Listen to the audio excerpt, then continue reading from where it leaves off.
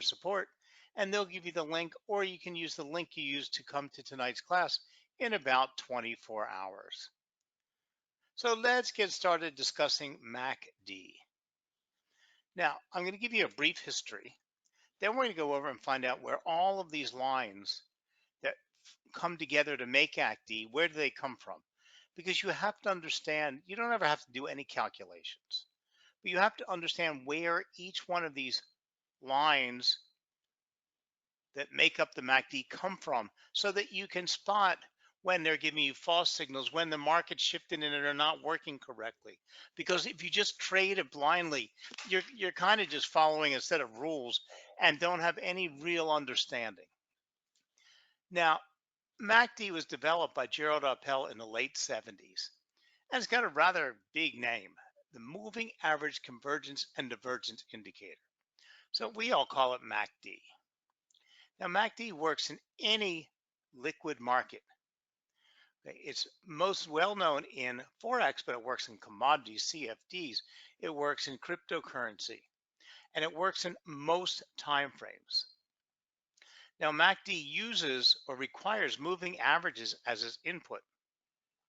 So therefore, it falls into what we call the lagging indicator. Now, in finance, lagging and leading are not good and bad.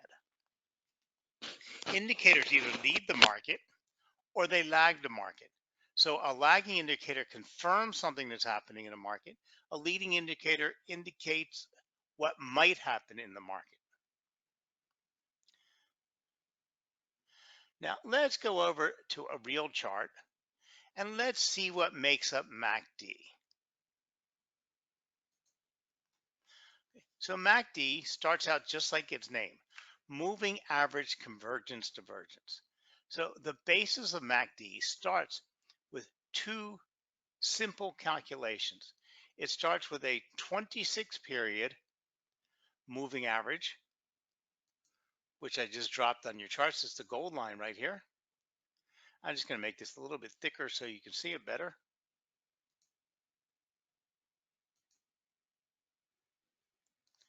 Okay, so we start out with a 26 period exponential moving average. An exponential moving average is just a weighted moving average. It gives more value to the most current time segment, basically a basic explanation. And it's a 12 period moving average. And this is because how MACD was developed. Gerald Appel, who developed it, I don't know how he did his testing. I don't know where he came up with these values, but these are the ones that he developed, and they've worked for many, many, many, many years. So how he came up with them, don't know. I'm assuming through a lot of testing. So we start out with a simple 12 period EMA. Then we add on to it a 26 period EMA. Let me do the same thing, make that one broader so you can see it better.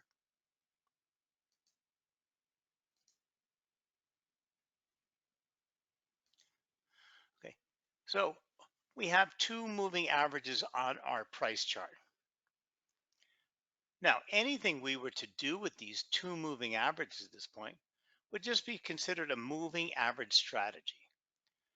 So there's a lot of moving average crossover strategies, like whenever the shorter and the faster crossover, they generate buy or sell signals. But that's a simple moving average strategy. MACD is much more than that. So this is just the first basis. So MACD then takes the difference between the 12 period moving average and subtracts from that the 26 period moving average. Just a mathematical calculation. Whatever this number is, subtracts that same number in the 26, and that gives you what we call the MACD line. And it's a simple just one subtracted from the other. And this is dropped on the bottom of our chart, where we're going to start to have the MACD line. And this is called the signal line. Plain, simple, easy. And all that the signal line is I'm sorry, it's not a signal, called the MACD line. The MACD line is simply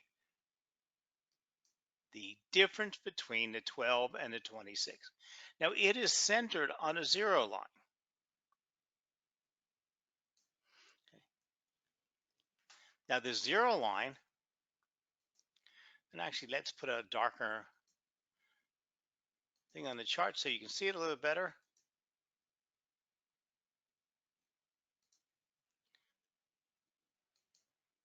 So the zero line is this red line that we just dropped on the charts. Uh-oh.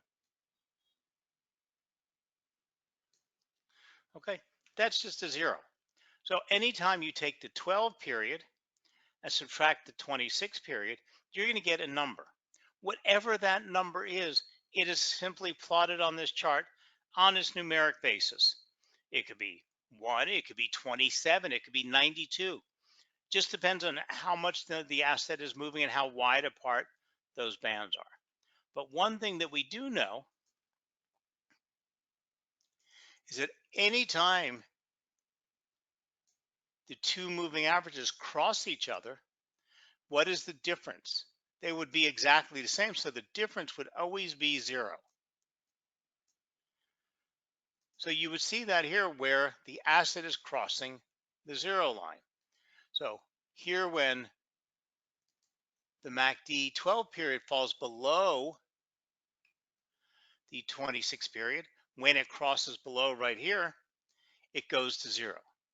But now because what happens is the gold line, which is a 12 period moving average, is smaller than the 26 period moving average. When you subtract the 26 from the 12, you get a negative number.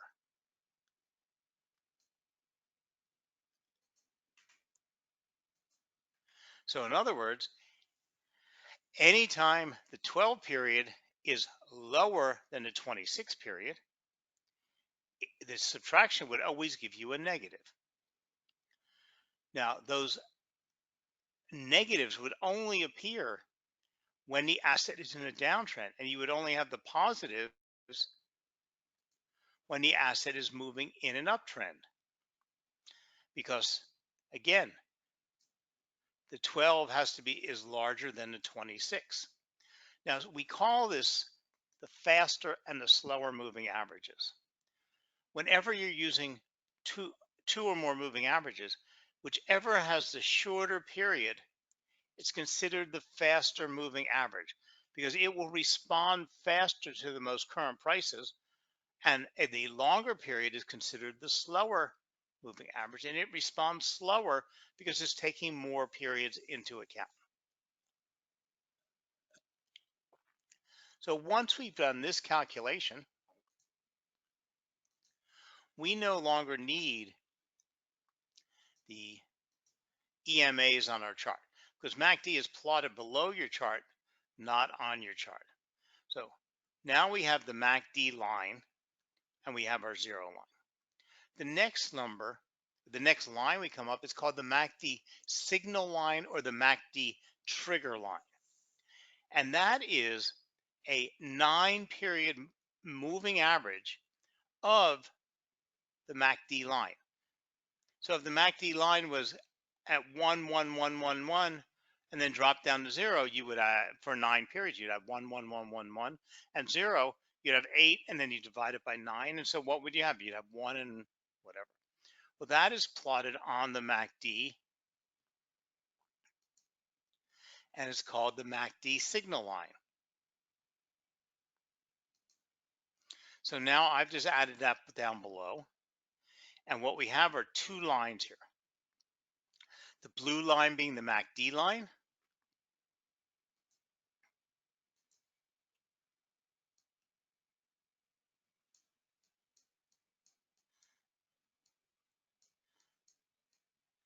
and the yellow line being the signal line. Now, we go a little bit farther with MACD because now what MACD has become a derivative of a derivative of a derivative. Now, it is said that when the MACD line when the MACD signal line, the gold line, crosses either above and over the blue line or underneath the blue line, it's giving us buy and sell signals. So in other words, when the MACD line crosses over its signal line, at that crossover, it's generating a transaction signal that's telling us to go long. And as you can see, that pretty much happened. Here where we're getting, again, same signal, crossover. Here we got the crossover in the other direction, and we went into a little bit of sideways congestion, and then we went down into the downtrend. So this is one of the things MACD does. It gives us transaction signals or buy and sell alerts. But we still go on one more step with MACD. And that is we add what's called the MACD histogram. And the MACD histogram is a bar chart plotted above and below the zero line. And it is simply the difference between the MACD line and its signal line. So technically, at this point, you could take the MACD line and the MACD signal line off the chart and simply trade from the histogram. Because whenever the MACD line and the signal line cross, their value would be at zero. So it would be right at the red zero line. When the MACD line was larger than the signal line, it would cross over and up. This is where we see the green bars. When the MACD signal line was larger than the green line, than the MACD line, it would cross below and under. So we can actually see the representation of where price is going slightly ahead of price. And we can then look at this and see other things that MACD is telling us. So technically, I trade just using the histogram, but that's me. You can leave the MACD and the MACD signal line and use those also. But all of that information from the from the 26 and the 12 EMA to the MACD line are all contained within this histogram. So now you've learned where this indicator comes from, what we put on our charts. So now that we've got it on our chart, we have to kind of learn what it's all for and how to use it. So let's go back to my PowerPoint.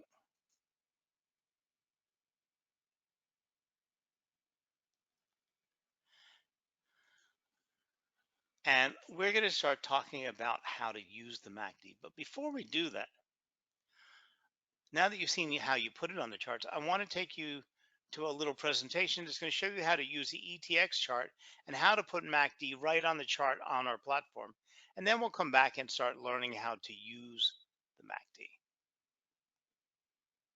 So as you can see, it's fairly easy to add these directly onto your ETX Trader Pro platform and use them right on the charts on our platform. Now, MACD tells three different stories, gives us three pieces of information. It gives us crossovers, it gives us overbought and oversold conditions, and it gives us divergences. So the basic MACD trading rule is to sell or to go short when the MACD falls below its signal line. Okay. Similarly, a buy signal occurs when the MACD line rises above its signal line. But think of these not as, well, they're signals. They're alerts. They're not telling you to jump in the market and buy or sell. They're alerting you and smacking you on the back of the head and saying, hey, trader, there is an opportunity presenting itself now. Now, you want to go and use other things to make other indications, but it's alerting you that a buy or sell opportunity has risen or appeared in the marketplace. And as you see on this chart, here we have the crossover down below, and we would have had a nice sell opportunity. But one of the biggest drawbacks of MACD,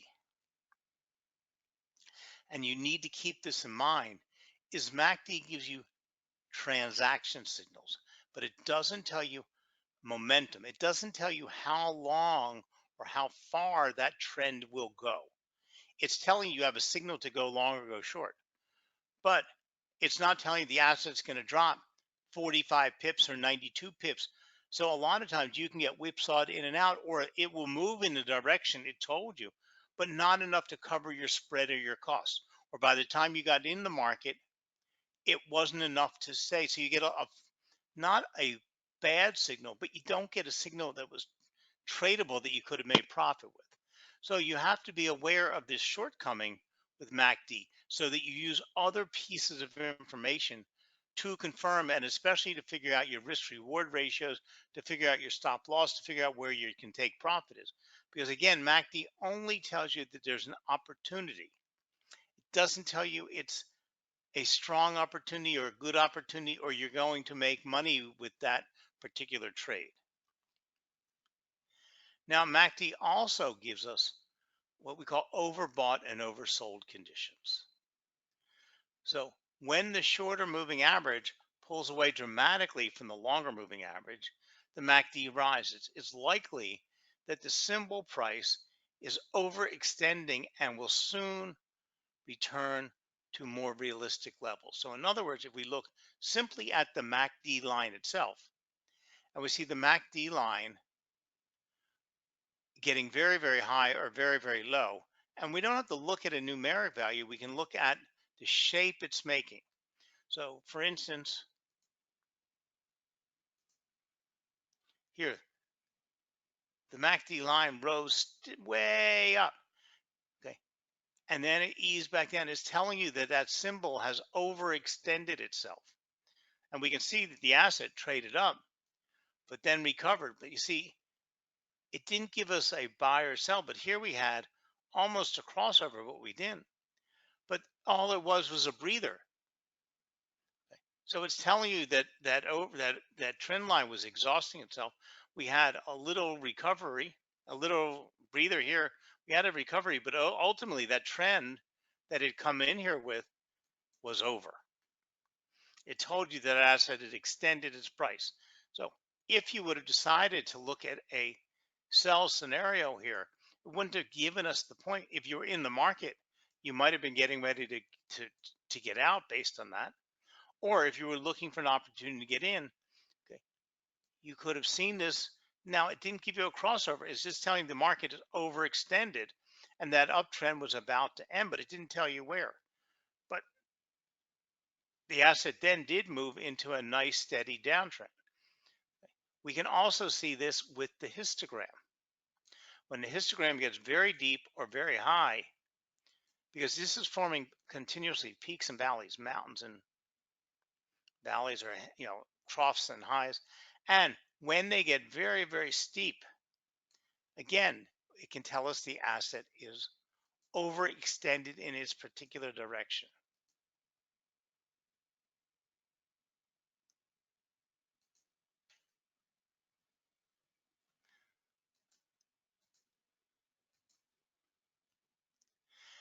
And then lastly, we get divergence. Now, don't misunderstand me. I'm not telling you divergence is bad.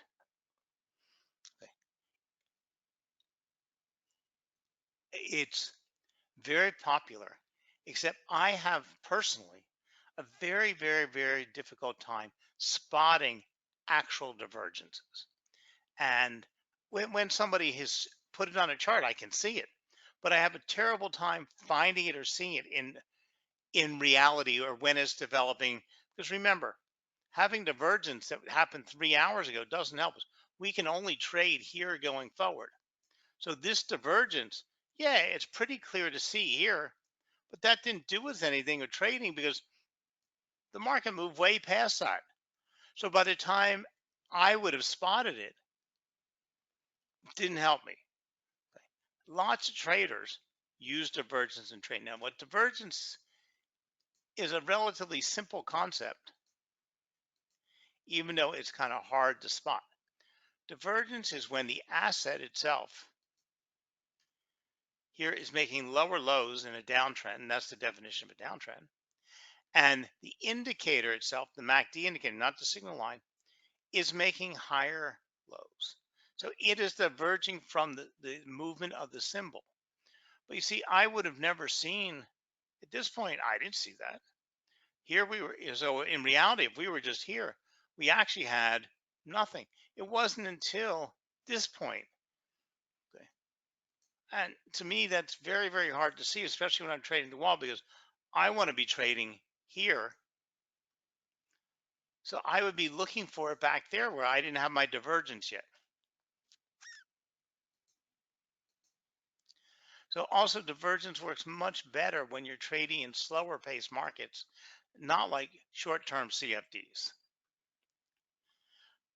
But a bearish divergence forms when the security records higher highs and the MACD line forms a lower high. Or the reverse is the opposite, which you saw previously in a downtrend. Now, divergence does help you or support or give you more information when you get divergence and you get a break or crossover of the signal line. Okay, so it kind of confirms itself. But again, I don't see at this crossover, I'm not sure I saw the divergence. I'm in a fast-paced market, so I'm not sitting here taking time and drawing all these weird little lines and trying to spot it on my charts. So let's break it down. MACD, the MACD histogram, is an indicator of an indicator. In fact, MACD is also an indicator of an indicator. This means that the MACD histogram is 4 steps removed from the price of the underlying security. So it's a fourth derivative of price. The first derivative is the 12-period EMA and the 26-period EMA. Those are the two moving averages we put on the top of the price chart. Then we have the second derivative, which is the MACD, which is the 12-period less the 26-period. Then we move down to the third derivative, which is the MACD signal line, which is the 9-period EMA, exponential moving average of the MACD. And the fourth derivative is the MACD histogram, which is the MACD minus the signal line plotted on the graph chart. And this is the base, and the base of the indicator is always the security's price. But it takes 4 steps to get to the actual price to the MACD histogram. Now, as with MACD, the MACD histogram also is designed to identify convergence, divergence, and crossovers. And this is one of the reasons I use simply the histogram. It's easier if you want to talk about divergence. It's a lot easier to see divergence with your histogram than it is to see with the lines, because I can see fairly easily when my histogram is moving this way and my assets moving that way. Okay, it's harder to see here. I can see my crossovers instantaneously because I just see them crossing above and below the zero line. So now the MACD histogram, however, is measuring the distance between the MACD and its signal line. The histogram is positive when MACD is above its signal line. Positive values increase as the MACD diverges farther from its signal line. Positive value decreases as MACD and its signal line converge. The MACD histogram crosses the zero line as the MACD crosses below its signal line. The indicator is negative when MACD is below its signal line. Negative values increase as MACD diverges farther from its signal line. Conversely, negative values decrease as MACD converges from its signal line. So all that comes down to is, hold on, let me just get my marker turned off here, is going to your charts, getting the MACD and the MACD signal line, and the MACD histogram moves above the red zero line when the two had crossed, and crossed onto the positive side. Or when they're crossing going up, it's giving you a buy signal. When they're crossing and going down, it's giving you a sell signal. So it's very easy when you're looking at the histogram. You're not doing any calculation. You know when it crosses this red line right here, that's the zero line, crosses downward, it's giving you sell signals, crosses upward is giving you buy signals. And you can see how long or how low and how steep that is. So here we see a nice little movement of the into the negative territory in the histogram, but then we see a push way down, which is probably telling us the market is overextended. And even though we haven't seen it pull back up here at this point, we know the market's overextended at this point. It's made a very deep valley. We get the crossover, which gives us a buy signal, and we had a nice solid signal here. But again, if you notice, at no point did MACD tell you how far that asset would rise or how far that asset would trend fall. It also doesn't tell you anything about your risk reward. There's nothing here in MACD that helps you set where you'd have to put your swing, your stop loss, and where you would find your take profit points.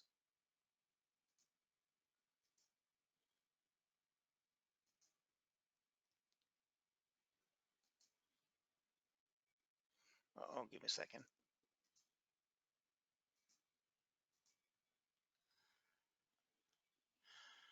So it's become standard to plot a separate moving average alongside the MACD, which is used to create a clear signal of shifting momentum. This is the signal line. A signal line, also known as a trigger line, is created by taking the 9-period moving average of the MACD. This is then plotted alongside the MACD line. And this is what generates our buy and sell or our transaction signals.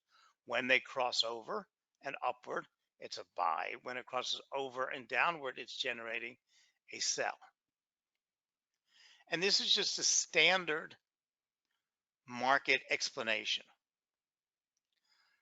So traders who attempt to profit from bullish MACD crosses that occur when the indicator is below zero should be aware that they are attempting to profit from a change in momentum direction. So what it's telling us is when it shifts above and below the zero line, we're seeing a shift in the market momentum. So we should always be paying attention to the center line. So as mentioned earlier, the MACD indicator is calculated by taking the difference between the short term and long term and plotting it above and below zero, or above and below a center line. So when the MACD is moving towards that center line, it's telling us that most likely the momentum of the trend has started to dissipate.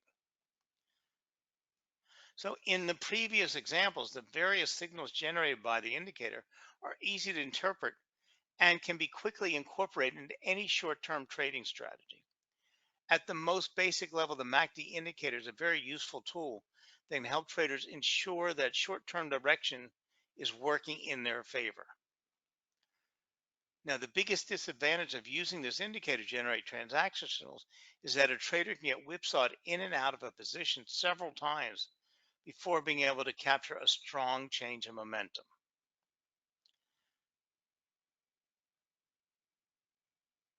So traders should be aware that the whipsaw effect can be severe in both trending and range-bound markets because relatively small movements can cause the indicator to change direction quickly. The large number of false signals can result in a trader taking many losses. When commissions or spreads are factored in the equation, the strategy can become very expensive. So another MACD drawback is its inability to make comparisons between securities. You have to see how MACD works on your particular security. You can't make just generalizations and apply it from one place to the next. Now, the things I've taught you tonight, yes, but you need to see how MACD works with your asset and your asset class and how you're trading. Now, ultimately, the best thing about MACD is that it works very well in short-term markets. A lot of indicators cannot be used in 15-minute or 20-minute or 10-minute charts. MACD works great in 30-minute charts, 15-minute charts, because it adjusts quickly. The MACD indicator is the most popular tool in technical analysis because it gives traders the ability to quickly and easily identify the short-term trend direction. The clear transaction signals help minimize the subjectivity involved in trading, and the crossovers of the signal line make it easy for traders to ensure they're trading in the direction of the momentum. Very few indicators in technical analysis have proved to be more reliable than MACD, and this relatively simple indicator can be quickly incorporated in any short-term trading strategy. So if there were ever a quest in the world for investing on par for the search of the Holy Grail, it would be acquiring the ability to spot trend changes. And there are many ways investors attempt to do this with varying degrees of success. But MACD is one of the few indicators that will help you show the shift in momentum and spot trend changes. Now, momentum in charting is similar to momentum in physics. If you throw a ball in the air, it will ascend at a slower and slower pace the higher it projects. After monitoring the change in momentum, a person can determine when the ball will stop climbing and change direction and descend. So just like in physics, momentum changes occur before the price of an asset changes.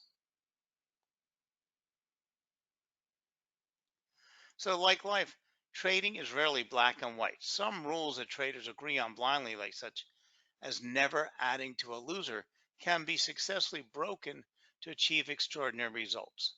And we can do this by trading from the MACD histogram and sometimes ignoring price charts in general. But MACD can be easily added on or into your trading philosophy, your trading strategy, and can become part of your overall trading plan. So try out MACD, put down your charts. It's not difficult, take you a few minutes. Don't trade from it blindly, but use it as a piece of support. But MACD combined with other pieces of information, other parts of a trading strategy will work extremely well because it'll help you see transaction signals. It'll help you see shifts in change of momentum, and it'll forewarn you that the market might be overextended. So on that note, I'm going to say goodnight to everybody. Thank you very much for joining us, and thank you for being part of ETX. Have a great trading week, and I'll talk to you on Thursday. Bye now.